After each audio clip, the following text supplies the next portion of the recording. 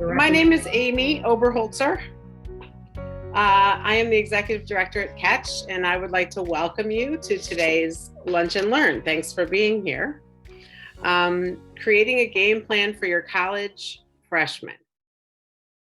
I do know that sending your kids to college is not easy, and it can be even more challenging when they're struggling with their mental health. Bonnie Lane is here today to answer the questions we didn't even know we had and help us understand how to build a support structure that allows our kids to thrive and succeed when they are away at school. Bonnie is a graduate of National Louis University with master's degrees in both developmental and counseling psychology. She is a private care coordinator and the principal consultant at Family Support Services. Bonnie served as the program director at Youth Services of Glenview and Northbrook for 6 years. Among her responsibilities there was facilitating groups for parents of children with mental illness. And amongst many other things, Bonnie is currently a board member of No Shame on You and serves as its director of programs. For more than 2 decades, Bonnie has worked privately with families dealing with mental health issues. She's counseled individuals and families, and helping families in times of crisis is her mission and her passion. And I'm really excited to have her here. Catch welcomes Bonnie Lane. Good afternoon, and thank you for hosting me. I'm here to talk about mental health planning for your rising freshmen. There's a lot of things we can talk about, but I want to start with the most important topics: communication, community, and teamwork. Before we send our rising freshmen off to college, we have to have really important, serious conversations with our child. And it's not just about their major or the climate of the area where they want to go to school, but it's what they feel they're ready to accept, what kind of supports they received in high school, how they will independently be able to access them, if they're ready to access them, because we can put lots and lots of things in place. If you're freshman, if your college student is not independent enough to access the resources that are provided for them, that needs to be taken into serious consideration. Community is what we develop and design specifically for your college freshmen, be it the accommodations department, the dean of the college or major, making sure that a private therapists and psychiatrists are available, and I'll go into that more. If your student has a private therapist and psychiatrist right now at home and they're willing to do Zoom, and your child works well on Zoom, because that's really important, then there's no reason to look for new providers. But if they don't, finding a provider at the university or college of your kid's choice is complicated. The providers are usually residents or interns. Your child could be meeting with somebody after waiting 6 weeks to get an appointment, and after 3 months, that person will rotate out, and your child will have to start at the beginning telling their story. So I always recommending accessing the community mental health agencies in the area to find private providers. It's really important that they develop a relationship with their provider, a comfort level, and a trust, so that when they do struggle, they don't just call mom, but they call the provider in the community that can help them access appropriate resources. It's also important that the accommodations that are provided replicate what your student needed in high school. So if your student struggled with depression, anxiety, ADHD, and you've been the one person that's kept them on track, make sure that they are ready to accept and independently reach out to the accommodations department, the tutoring department, whatever supports are available to get what they need to replicate, be it extended time, a private room, a quiet space, whatever somebody needs and needed in high school, we want that to be provided for them. And these are things that should be accomplished in advance. Community. So that was all part of my communication part. Community is designing a community where you and your child have access to the same people. which means before your kid goes off to school, you make sure that you have tons of releases signed. Because if your child stops attending class, you want to be notified. You don't want to know when grades come out that, oh yeah, well, they stopped coming, so they failed the class, or they stopped turning in assignments because they were overwhelmed and couldn't accomplish what was expected of them. So a release for the accommodations department, the health center, the RA, if your student is choosing to live in a dorm, which I highly recommend for freshmen, is that they live in a community, in a dorm where there are other people there. Other parents whose kids are friends with your children are really good resources, because if your child is going off to school, they will tell their friends things they won't tell you. So it's good to be in communication with their parents, so that if your child is telling their friend, I'm not doing well, or they're not leaving their dorm, their friends can tell their parents can share that with you. So communication and community are really, really important. Teamwork. You are not your kid's team leader anymore. Throughout their academic and social lives, you've been coordinating their schedules. You've been making sure that they do their homework, that they provide social outlets and quiet time and structured time. But you're not going to be there.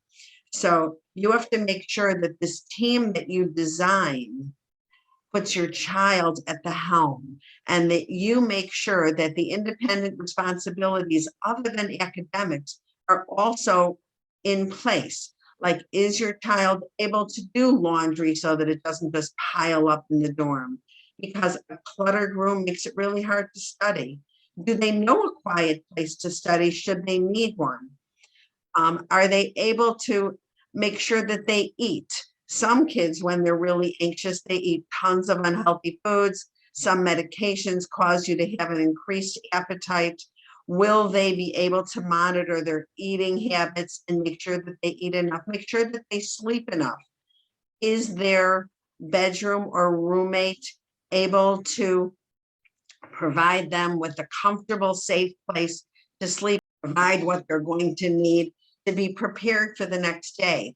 Scheduling. Is your child a late riser? Do you have to wake them every day for school?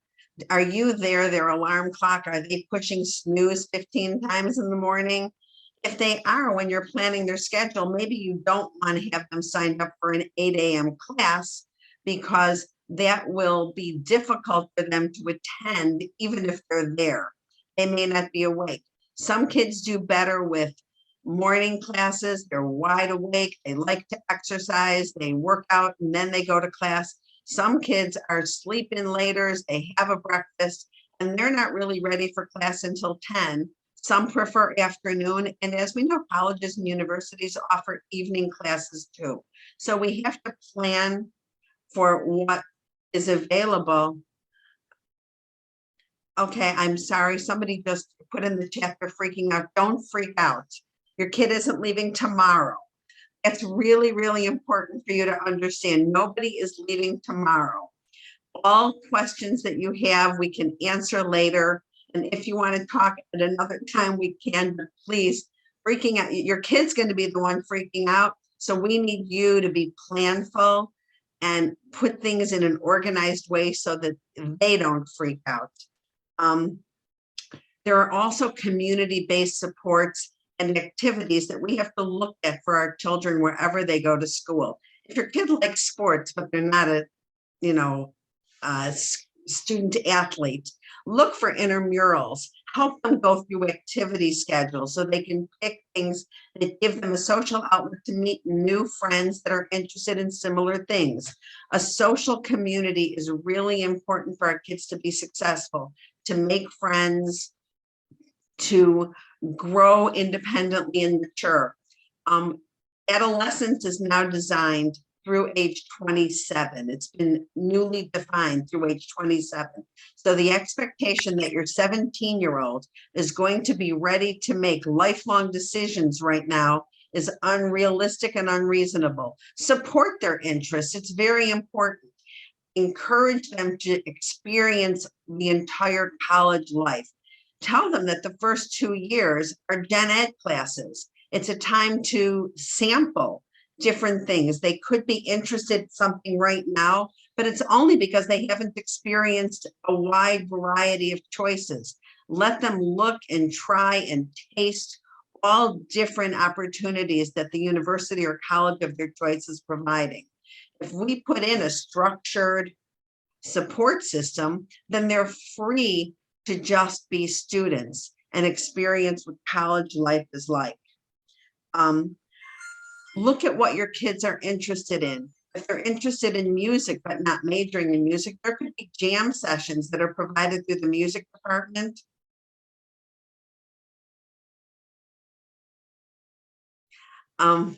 Okay, everybody has a different path and every student has a different path, and every university has different things that they're offering. And not all of your students are going to go, first of all, to their first choice college, or second of all, even go to the university that they eventually matriculate from. If you find that your student may not be ready, have a conversation with them, a realistic conversation with them about looking at community colleges for a year or two. I know that at District 25, Oakton is the #1 choice of schools, and it's not always academic or financial. Sometimes it's just maturity. There is no reason why taking a year off or taking a light load at Oakton to get used to what it's like, and you feel brave enough then to stand back and watch them succeed without your intervention.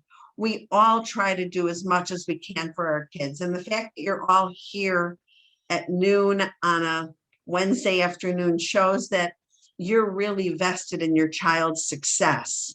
And however that success looks is what's important. It doesn't have to look the way you anticipated it when they were 9 years old, when they were 10 years old, when you were looking at schools as you were taking vacations and buying caps and sweatshirts from different colleges.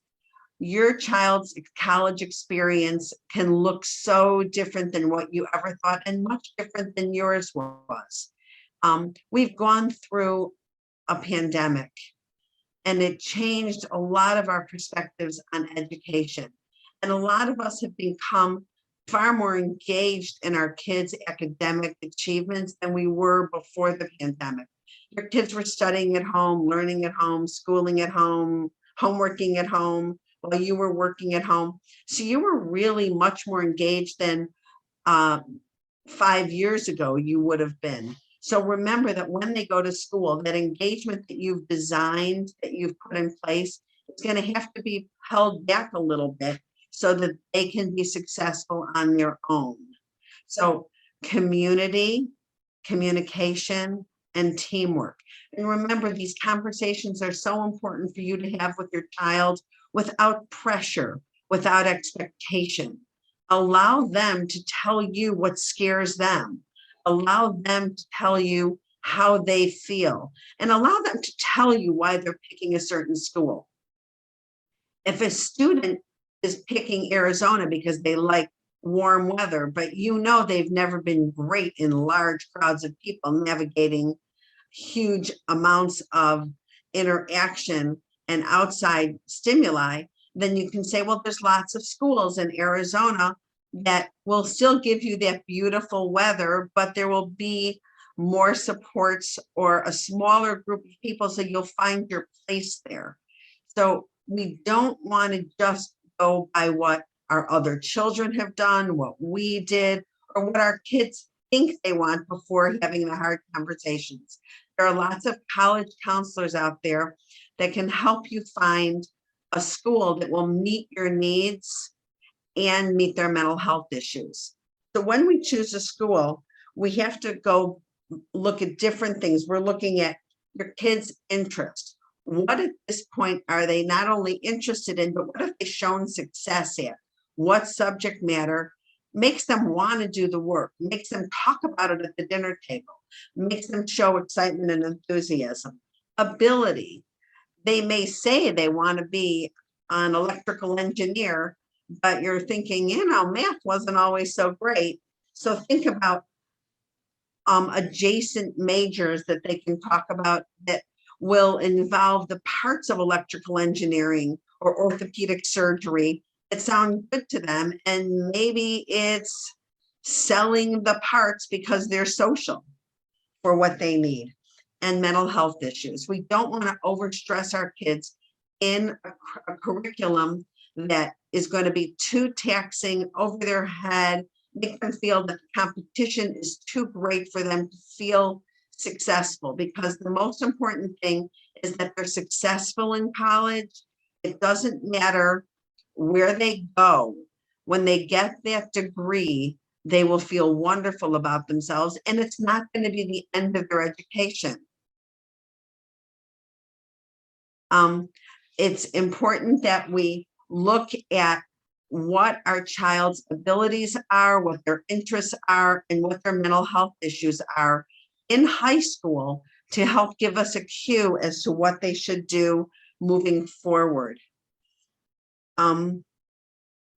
Encourage social interaction when they're at school. It's really important. Look with them at the brochures and see what clubs and groups are available for them at the school. School is not just about the academics. You have to make sure that they have social and emotional outlets to make them feel successful. Maybe they're really political and you want them to find a school where they can be political, where they can join a party. Maybe they like a Jewish or Catholic or Protestant or Buddhist group of people where they also can celebrate holidays together.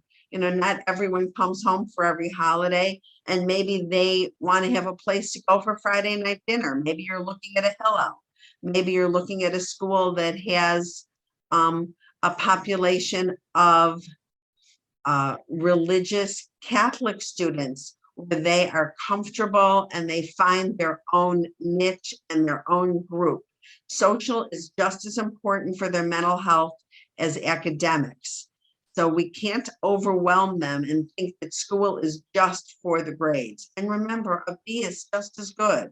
We don't have to always get straight A's. Our kids are all gifted and brilliant and beautiful in their own way.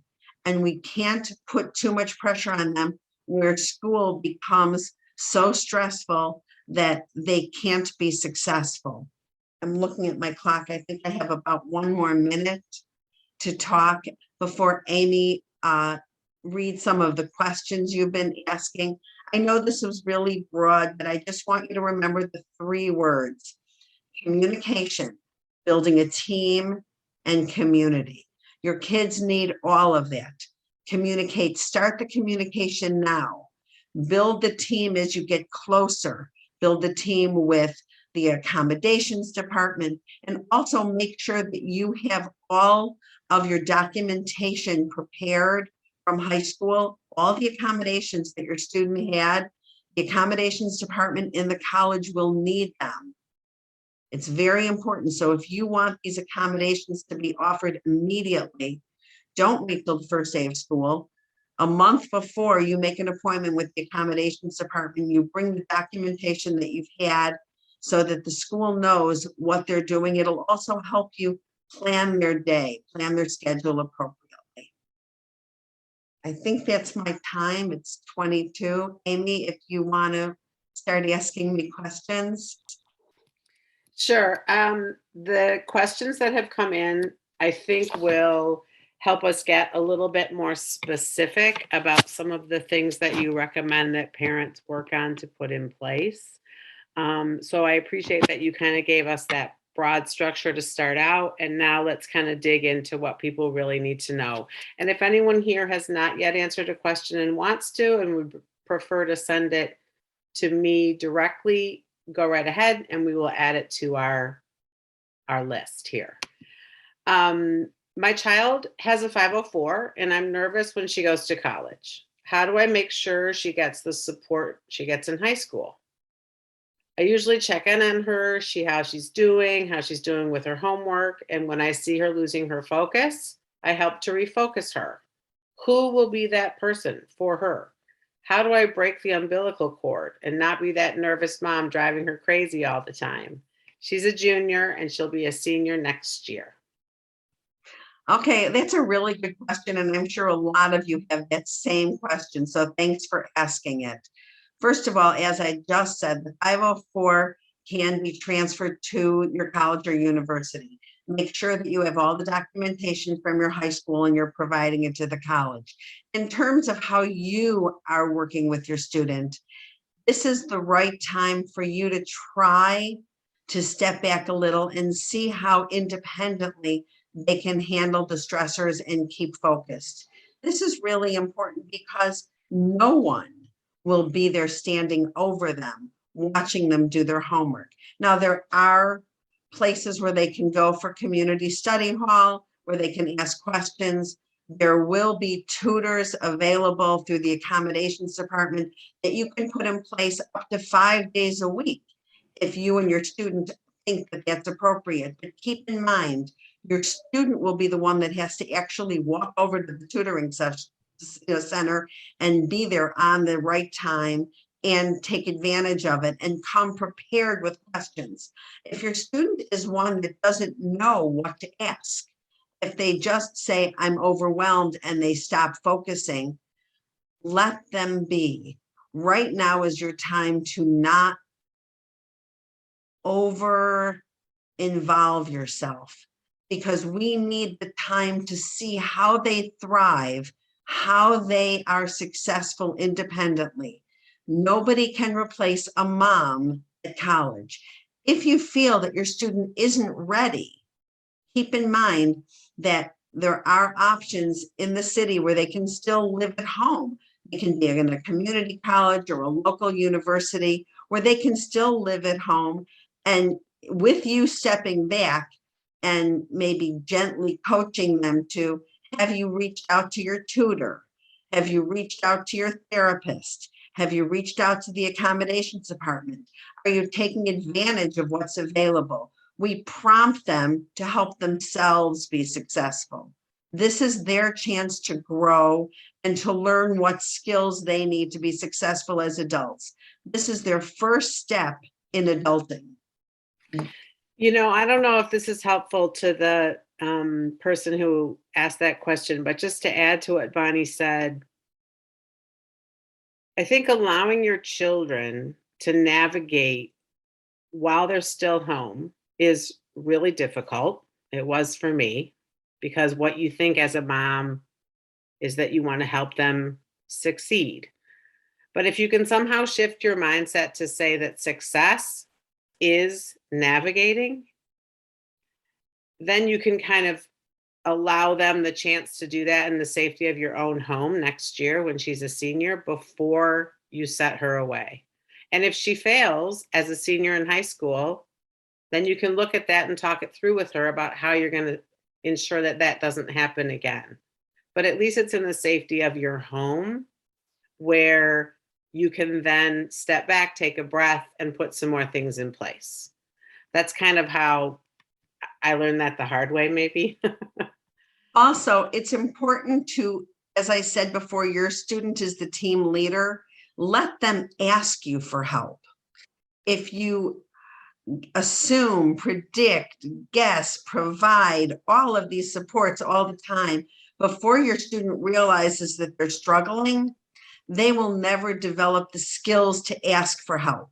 And throughout our lives, we learn that we need to ask for help. Being successful doesn't mean doing it on your own. It means knowing when to ask for help to be successful. And there's nothing to be ashamed of. It's proud, it's strong, it's brave to ask for help. So encourage them to come to you, to go to people in authority to ask for the help they need. It will empower them. They will also learn the skills, the communication skills that they need to advocate for themselves. So, as Amy said, senior year is a great time to step back and wait for your student to ask for help. If you're walking by the room and you see they're daydreaming, you see that the ADHD has taken over, don't run in and refocus them. Maybe in 5 minutes, they'll have been able to regroup themselves and go to the next step. Or maybe they'll come to you and say, I can't focus. I can't do this. Can you help me? Them asking you is a great first step to them asking other people in the college environment for help. So, Bonnie, we are 9 days out from that infamous May 1st decision deadline, which looms large over many families at this point. And there are a couple more questions along the choosing college line that I think we'll hit first. The next is, can you just spotlight key things to ask or look for in a college if you know your child will need mental support and medication renewals and things of that nature? And I'll follow that up in a minute with another sort of similar question. Okay, sure. So as I said, before your child goes to school, make sure that the supports are in place. A psychiatrist and therapist local in the community, or if your child is comfortable on Zoom, maintaining the relationships there. Medication renewals should not be a stressor as long as we put everything in place with enough time. We don't want to say, oops, I have 2 days left of my meds. I better go find a psychiatrist. That's not going to work. So make sure that you have the ability to, your student has the ability to reach out to their provider, and that this is not happening at the last minute, that the renewals and the pharmacy has been selected in advance, that the renewals are automatic, that your child has regularly scheduled appointments. Also, if your child isn't good at that, make sure that you get either an advanced directive for mental health, which is the gold standard. It's a form that you can print out online. You can email me and I'll send it to you. It's a form that gives parents the authority to make sure that they have full communication with a mental health provider. The other thing would be a power of attorney for mental health and a power of attorney for health. These are really important documents that you should have filled out, signed with you and your child, and you keep them. These powers of attorney do not need to be filed anywhere other than in your own home, so that you can show them or email them to the health center, to a local psychiatrist, to a local therapist, so that they know that you have permission to communicate with them. Psychotropic medications change. You can be on a medication when you're 16 and then have a growth spurt, and the medication dosage isn't working. Or you could be on medication for 2 years and it loses its efficacy, and new things have to be added or titrated down or changed. So having the ability to communicate with your child's, your students, providers are very, very important. There are separate powers of attorney for mental health and health. There's also an advanced directive for mental health. An advanced directive for mental health gives you permission to do everything up to and including hospitalization. Very important, and opens up all the communication for you. I will say that if your student is staying in Illinois, Governor Pritzker signed a new bill in January 1st that anyone emotionally or financially responsible for another adult can get information about diagnosis, discharge date, and treatment plan. That's great. But if you want to have regular communication, get power of attorney for mental health, also power of attorney for health, so that you are in the loop. So just to get back to the first part of that last question, is there anything in particular that one can ask at a school or look for at a school regarding mental health supports within its structure? So I understand the importance of having outside professionals who can support your child should that be needed, but there are counselors and therapists that are affiliated with the school. My biggest concern with that is what I described before. They're usually residents and interns, and there's usually a really long waiting list. So if your child has a mental health crisis and then tries to get access support through the school, it could take weeks until they can access a provider. So it's better to, if your child has struggled with anxiety, depression, ADHD, an eating disorder, any other mental health issues in high school, we can predict that these will not disappear when they go to college. So either plan and schedule your very first appointment during the first week of school with an in-school provider so that you are not the first person, the only person waiting in line, because when you contact the health center, they will tell you there's a long wait and you will not be able to access that service, which is why I also like maintaining your relationship with your at-home providers, even if you're going to be transferring to somebody in person at the school, until you have developed a relationship and you're stable and with that provider and you have regularly scheduled appointments and the ability to call them in crisis or emergency. And that means you as the parents as well as the student, I would try to maintain a relationship with somebody that you've already had at home. There are a number of questions that are exactly the same, and that is the one that was just put into the chat here. Are there any schools in particular that have stronger mental health support than others? Absolutely, and more schools are providing that. There are many schools, and what you do is you don't choose a school based on mental health supports, because mental health supports can be provided anywhere. You find a school that your student wants to go to.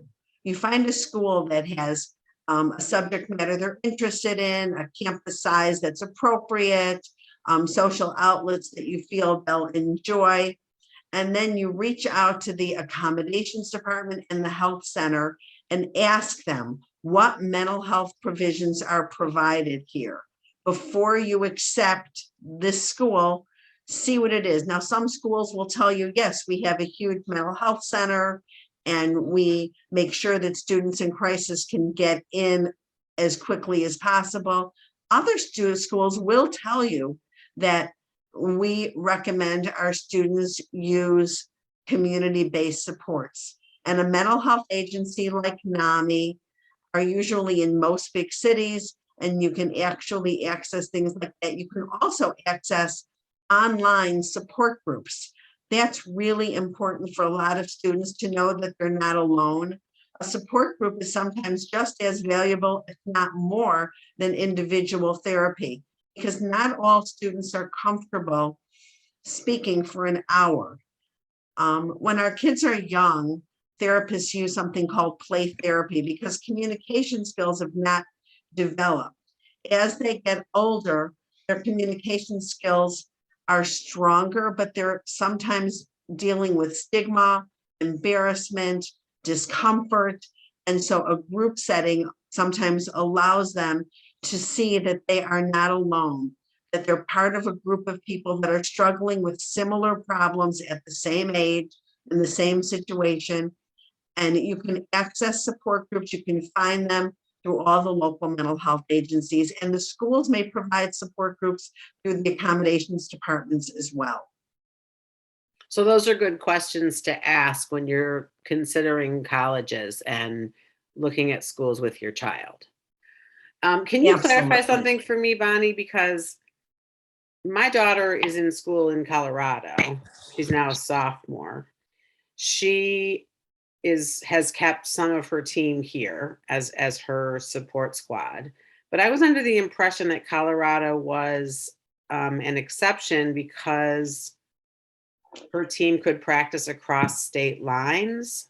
Are there some rules or regulations there that are different state to state? That's a really good question. And the pandemic has made a lot of changes in that. It used to be that practitioners could only practice in the state where they were licensed. Now, So many people have approved, so many insurance companies have approved telehealth, which Okay. means your student can now see their team regardless of where they are, because telehealth became the norm during the pandemic. And insurance companies had to meet the need of people around the country who needed support. And maybe they left their team to go home. Maybe their team was in Colorado and they left their team to go home for a semester, a year and a half, but they were comfortable. They had a trusting relationship with their team. So people now, because of telehealth, the rules have changed and people can now access providers across the country It's without having special licensure. yeah, it's been very helpful for my daughter, without question. Do you have any advice, Bonnie, on how how you might approach a conversation with your child who has not yet made a decision, with May 1st being 9 days away? Any words of wisdom about the kinds of conversations that might be helpful in making that decision? Absolutely. Um, some students haven't made a decision because they like so many schools. I like an urban environment, so I'm thinking BU sounds great, but I want a campus, so I'm thinking American University sounds better. I want to be close to home, so I'm looking at Marquette, but I want a big school, so I'm looking at Whitewater or Madison. And they just have so many things they're interested in. Um, I would say a pro-con list, which is an old school method, really helps. Tell your student to write down, without any thoughts to the schools, the top 5 things they want in school. The top 5 things they want. What is the most important things to them? Is it climate? Is it size of school? Is it major? What are the things that they want? And then you can eliminate the schools that don't have those on there. Students have a really hard making a decision about this because they think it's the most important decision they're ever going to make. Remind them that if they're not happy at the school they choose, they can transfer. Remind them that this decision that they're picking for a major can be changed. Remind them that they will change their mind and that it's okay, that you support them to experience what they feel is the best choice, but you'll also support them if they feel that it didn't work out the way they wanted it to. It's okay. We don't want this college choice decision to make them feel like they're picking a home they have to live in for the rest of their lives. They need to feel that you will support them however it works out. And they need to decide what the most important things are that they're looking for a school. Some people say, I want to go where I know no one. Some students say, I want to go where I know a bunch of friends. Figure out why. Figure out why that is so important to them. And then look at their choices. And maybe the bunch of friends that they want to go to school with weren't people they actually liked that much in high school, or they weren't always nice to them. Or maybe there's the people that they're looking to have completely different interests and goals that they do. And so just open the conversation up to everything. The 9 days is looming, I know, and it's really, really scary for some students to make that decision and pull the trigger. But make sure you remind them this decision is not stuck in gold. They can change it. You know, They can, I appreciate that you say that, and I also appreciate that you frame this conversation regardless of the mental health of your child. Because part of why we're here today is to try to help you realize that whatever decision you make with your child, there are a lot of really positive steps that you can take after that decision to ensure mental health support and a structure where they can succeed. So I like that you kind of framed it by just, it's all the stuff, it's everything. Decide, and you then we can put work, everything else in place. and then you And can no work with matter what where goes in. your kid goes to school, you can put everything in place. Yeah, I I think want you to that's realize that. Don't think you can't. as long as you start planning it in enough time. Don't say school starts August 15th, so on August 1st, I'll start worrying about it. No, your kid picks a school May 1st. I would say, May 2nd, start making phone calls, figuring out what the community is like, figure out what mental health services are available, what the accommodations department looks like, who is in charge of it. Are there social workers within the accommodations department? It's really important to have social workers or psychologists that are working within the accommodations department, not just at the health center. So look and see what the framework is set up in the school. And most schools, especially since the pandemic, are far more prepared for mental health issues than they were even 5 years ago. They understand that students are coming, first of all, having studied from home, so they may not be as mature as a student who was full-time in school for 4 years and mom was working outside of the home. It's different. Your child's maturity may not be as independent as one would expect or even think is necessary. So look at your child as a whole person, not just their illness, not just their interest, not just their personality. Look at it as a whole person of all the things that you will need to put in place to make sure they're successful. And don't discount any ideas. Gap year, community college, local university, closer university. Look at different things that could make the transition from high school to college positive and geared for success. So we have one more question here that still kind of leaves us in the how to make a choice pre-college choice phase. And then there's a series of questions that address more like, oh my gosh, what do I do now? My kid's at school. So we'll get there. But the last is, and I have to say that so many of these questions ring true to my heart because I sent my daughter to college 1.5 years ago while still being treated for her mental illnesses. And so this question particularly rings true to me. My daughter is currently being treated for anxiety. How may this factor into her pre-college assessment obligations? Okay, I need a little more information about what they mean by pre-college assessment obligations. So I'm going to take it at the way I understand it. Okay? Yeah, and if the audience member is still here, clarify it for us or put it to my attention in the chat if you want it clarified a bit more than Bonnie understands. That would be great. Your child is struggling with anxiety, so let's assume they will continue to struggle with anxiety and the symptoms may exacerbate when they're independent, living on their own, with social and academic stressors put in, as well as life skills, the ones I talked about, laundry, feeding, sleeping, all of the important things. Rushing for a fraternity or sorority can be very anxiety driven. So what you need to do is have a conversation with your child about how they do self-checks. You have to have them make sure that they're comfortable doing self-checks. Where is my anxiety now? Do I need to reach out for support? Do I have this team in place? And who is somebody that I talk to at school that makes me feel calm? Who can help me decide what I should do, what I can do? Who is somebody there that makes sure that I can make it through till tomorrow? And make sure that they know crisis line phone numbers at the different schools. It's really important.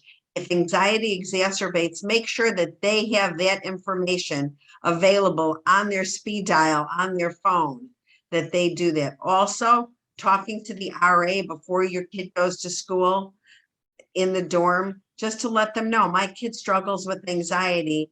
Can they come and talk to you? That is one of the things RAs do. They don't just monitor for parties. They're in the building to make sure that your kid has somebody to talk to guide them to the right place if they can't do it on their own.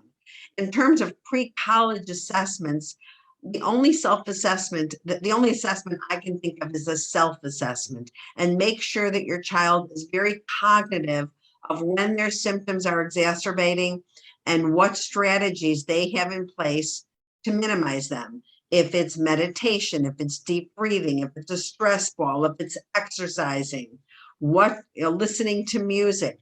They're all different organic ways that your child can work on anxiety, in addition to working with their therapist and psychiatrist. You know, it reminds me of one of the hardest lessons I've learned parenting a child with mental illness is just how little power over their mental illness I have. Granted, I can be comforting and I can be loving, but the actual power over coping with her mental illness is hers. And maybe that's part of what you're saying too, right, Bonnie, is that going to college, you're going to have your mental illnesses. You're going to take your anxiety and your depression with you, but you're also going to take your coping skills, And your your resources, your strategies, all those also go with you. And sometimes And a part of that checklist, structure. sometimes a checklist is really good for that. I've had students on their whiteboard in their room, like write down things like, remember to breathe, remember to eat, remember to sleep, remember to meditate, remember to work out. Things that these students know do help them with their mental health issues. And so just having them look at them in their face when they wake up every morning, they can say, oh yeah, I start out my day with a meditation or a workout. It sets me up to the right way so that I can be successful today. And remember, success is every day. So if a day doesn't turn out so well, we go to sleep and we wake up tomorrow as a fresh start to have a successful day. We don't want them to be bogged down and feel that because yesterday I had a test and I didn't do well because my ADHD kicked in and I couldn't concentrate. Well, that's over. Talk to the accommodations department. There's usually a opportunity for people who are open to the accommodations department already to retake, do extra credit, do things that they can do so that this doesn't have to be an end all problem. It's okay, I got a C, I needed a B, I needed an A. Go talk to your tutors, go talk to your advisors, go talk to your teachers. It's really important that people with mental illness, we talk a lot about stigma, and the most important reason that stigma is as strong as it is because people don't talk openly about their mental illness. People are still afraid. If we look around this room, we see that there are so many families. 1 in 3 people struggles with a mental health issue. 1 in 3. So that means somebody in everybody's family has it. So we need to make sure that we have open communication. And if your child is comfortable enough with their mental illness, they should be able to tell their teacher, I have anxiety, or I became really, really distracted during this test, and I need an opportunity to try it again. If the teacher, the accommodations department, the tutors all know that they're working with you, your team is your accommodations department, your professional therapist, psychiatrist, your psychological team, your family, your friends, and your teachers. Get everybody engaged. It will also lessen stigma because it just makes it normal. I loved Yang when he ran for president, said mental health is health. The most important line I've ever heard in my life. And I've been doing this, for decades, as Amy said. But Didn't mean to age you there. Sorry. It's okay. I'm very proud. Every wrinkle I have means I've had another day of wisdom. But we all have to accept that mental health is part of our health, and mental health is part of our children's health. It's not different. If we had a diabetic kid, we wouldn't be sitting here terrified about who to see for help, we would know. Make sure that we have a doctor there, that the insulin is on automatic, that the test strips are available, that the kid knows their diet and what they should eat, and they have their Glucerna handy and their orange juice, and they take care of that because it's been normalized. And we have to normalize mental illness so that people can access the care they need without fear or shame. So my kid decides to go to college and I have to take a plane to get to him. How do I support him from home when times are tough? Well, okay, we've got a couple of answers to that. First of all, we all have FaceTime or Zoom or WhatsApp, so we can look at them, and that's fine. And we also have these powers of attorney signed so that we can call 911 on their behalf. We can call their providers. We can call their psychiatrists, their therapists, and we can support them and encourage them to use their resources. And one of their main resources, if they think that they're in crisis, is that they know how to call 911. They know how to call a warm line. A warm line is like hotline, but it is available just to talk and de-escalate. It's just an opportunity for your student to know that there's someone safe on the other end that gets it. And usually warm lines are run by people with lived experience. So they're talking to somebody who has been there. They've been in school and they know what it's like when a crisis is rearing its ugly head. And they can sometimes talk you down so you don't need any more serious interventions, just somebody to talk to. And yes, you're a plane ride away, but your voice and your face are always there. Your voice and your face, and make sure your kid knows that at 2 o'clock in the morning, it's okay to call. At 3 o'clock in the morning, you are answering the phone, and you're not answering the phone hysterical. You're answering the phone, hi, what's going on? Hi, how you doing? Because you know that they're not calling you at 3 in the morning to tell you how they did on the test because they're happy. They're calling you because they need your comfort, and that's really all you can provide, and your support to encourage them to use the resources that are there. And if you need to step in and call that hotline for them, that warm line, that crisis line, you do it. I mean, just as a little bit of a counterbalance there, I do want to say that one of the things that I learned, and I hope this is helpful, is, you don't have to answer every text and every call, though. That's a very, very personal judgment. It is. You know, if your kid is one that's going to text you 50 times a day, but if your child does not do that, then you do pick up the phone. True. Very true. So you know how and you can judge by the tone of your kid's voice, by the tone of the text, how they are doing, or if they're just checking in. And sometimes checking in is really important to keep them calm and on task. So but everybody has a different family relationship. So I wouldn't blatantly say you don't have to, because with some kids you have to answer everyone because you don't know which is the one that really means something. It's hard to choose, but we know our own children. We know if they are just checking in 500 times a day because they're bored. Right. That's the fine line we all walk, right? Yeah. And my high school, they want you to help them pick out their outfit for a dance. My high school senior still struggles with organization and executive functioning to some degree, but he is very confident in his ability to adult or manage himself. What can I do from many miles away to support him in this area once he's at college?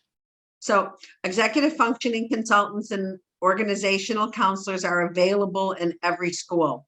That's part of a traditional ADHD packet of supports, because that's a very, very uncommon, I mean, a very, very common issue. Organization is part of adulting. Executive functioning may need a little bit more because it's not the same as organization. But put everything in place. I know that with one of my own kids, he was wonderful at school, except he never turned anything in, ever. And I would have conferences and the teachers would say, I don't know how to grade him. He got an A on all of his exams and hasn't turned anything in. Well, sure, they were all stuffed in his locker. So I actually had to put somebody in high school to go through his locker once a week and pull out all the papers so he could turn them in.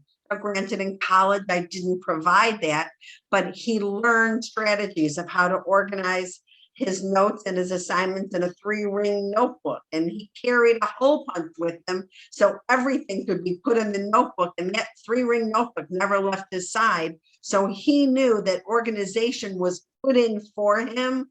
So he didn't have to remember. All he had to remember is do your homework, make 3 holes, stick it in that notebook.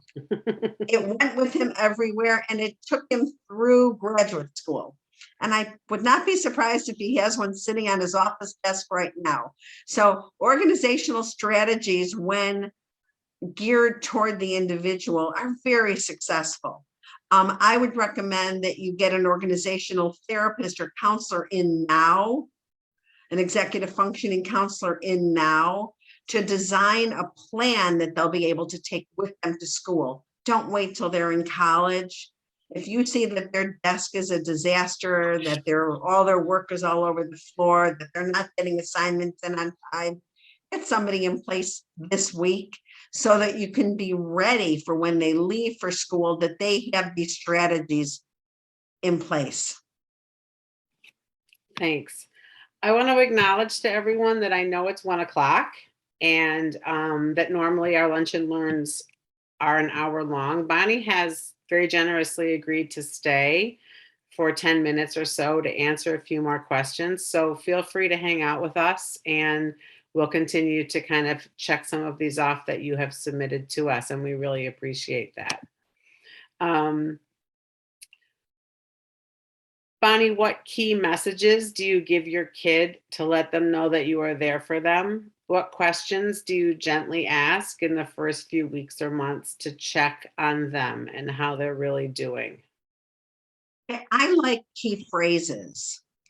I discuss this with my clients, that the parents and the students design kind of a shortcut question, like something like, when you say, how are you doing? They know that you're saying, how are you doing emotionally? How are things going? How are you handling it? Just that gentle reminder that I'm here listening. How are you doing is really good, because then they don't have to start at the beginning and saying, I'm having a terrible day. No, you say, how are you doing? And they know that you are asking, you are listening. You have time right now to hear everything they're saying, because when they call you, you don't always have time. You could say, you know what, in 10 minutes, I'm ready for a long conversation, or in an hour, but how are you doing? So they'll be able to say, I'm okay, I can wait an hour, or I'm in crisis, I can't wait an hour, I need to talk now.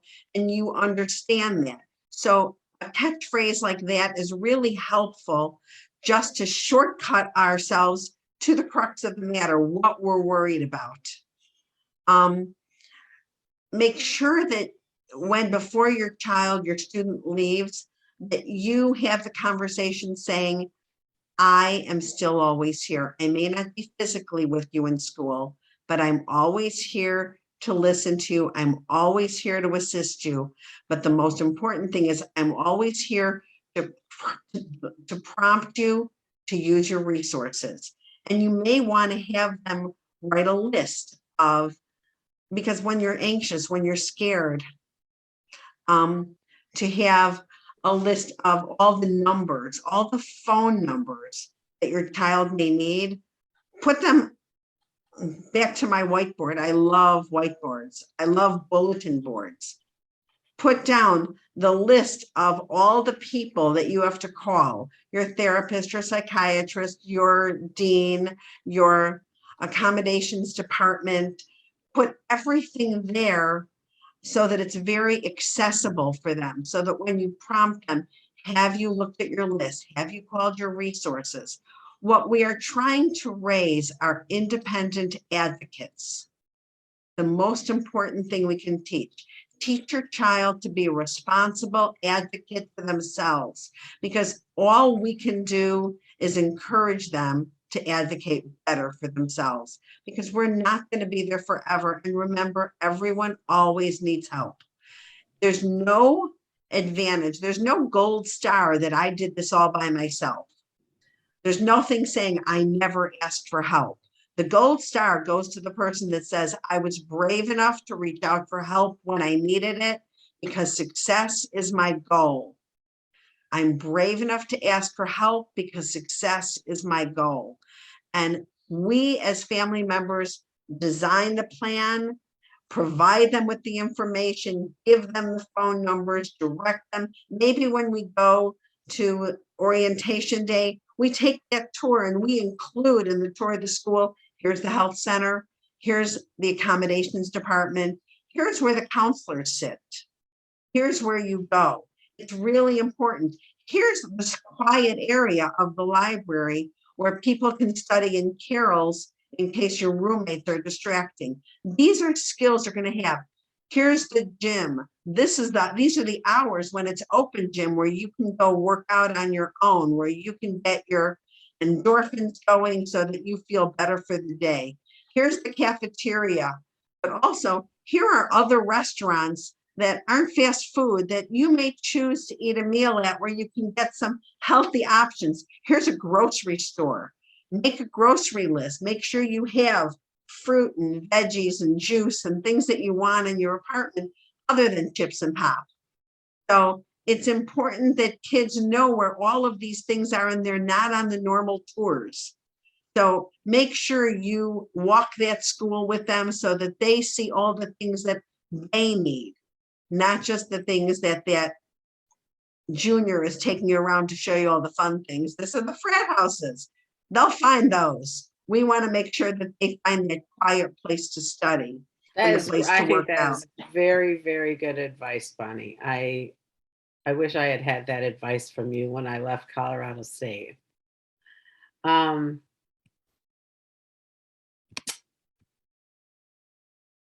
of our attendees is concerned about their child's fear of leaving home.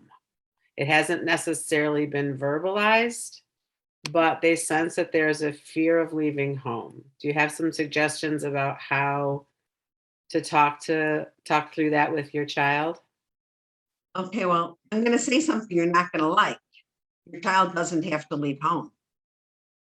There is no law that every student has to go away to college. There are wonderful options in the community, in the state, an hour away. There are ways to gradually give them independence when they're ready to accept it. We shouldn't send our students away that don't want to go away. We shouldn't let peer pressure that everyone's going to Michigan, Wisconsin, Colorado, Arizona, California, New York, Boston, because maybe your student's educational journey begins at home, and that's okay. They can choose a school. There are wonderful schools in the city, and they can live in a dorm in the city, so they're not sitting in their own bedroom, but they don't have to go away. So if you feel that your child is concerned with leaving home, that you don't have to acknowledge, oh, it looks like you're scared. You can say, remember, nobody has to go away to school. There are wonderful options here, and I'd support you with any school you choose. Your education and your success and your happiness are what's important to me. We will ask you one more question that kind of, actually there are two. I'll do this one quickly first. If you can, Please cover anything about international student advice. There's an attendee here whose daughter is headed to McGill in Montreal. Do you know if there are anything special or different about mental health or forms or whatever Well, internationally? McGill is very much like a United States university, because it has so many international students from the United States. They will have most appropriate things. The only thing you need to worry about is your insurance. So make sure that your student has insurance through their university. You have a choice of having your child insured on your policy or buying them health insurance through the college. Because there's nationalized health insurance in Canada, they have a different insurance policy, and I would talk to the university, and it's probably on their brochures that would describe how your child gets health insurance in Canada. They most likely will not accept ours. So just make sure that you remove them from your policy, even if it's temporary, or you add a secondary policy of the Canadian insurance that they will require should they need medical treatment, hospitalization, psychiatric, prescription insurance. So make sure that they have that appropriately in place well before they leave for school. Bonnie, thank you. You have been an absolute wealth of information today. We really appreciate it. I think you've touched on this particular question in many different ways, but it kind of sums up the beef of what we were getting at today. So our last question is, how involved should parents be versus letting your child manage his situation? The ultimate question. That's the question. So first of all, you're sending your kid off to school, which means you are now trusting that it's time for them to adult. It's time for them to individuate. It's time for them to succeed and fail. And that's okay.